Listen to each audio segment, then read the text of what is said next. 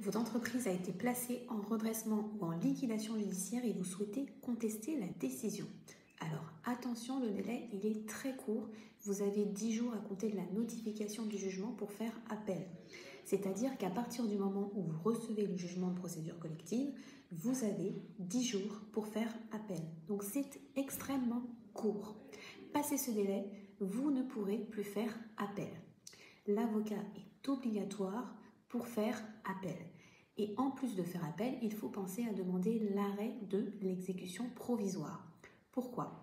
Parce que les jugements d'ouverture d'une procédure collective sont ce qu'on appelle exécutoires de plein droit. Ça veut dire qu'ils produisent leurs effets tout de suite et même si vous faites appel. Il faut donc penser, en plus de faire appel, à bien demander l'arrêt d'exécution provisoire pour suspendre les effets du redressement ou de la liquidation judiciaire en attendant que la Cour d'appel se prononce sur le fond. Ça vous permettra, par exemple, si votre entreprise a fait l'objet d'une liquidation judiciaire mais que vous obtenez l'arrêt d'exécution provisoire, de poursuivre votre activité le temps que la Cour d'appel se prononce sur le fond. Alors, comment demander l'arrêt d'exécution provisoire ? Eh bien, il faut saisir le premier président de la Cour d'appel par assignation en référé et il faut soulever des moyens sérieux.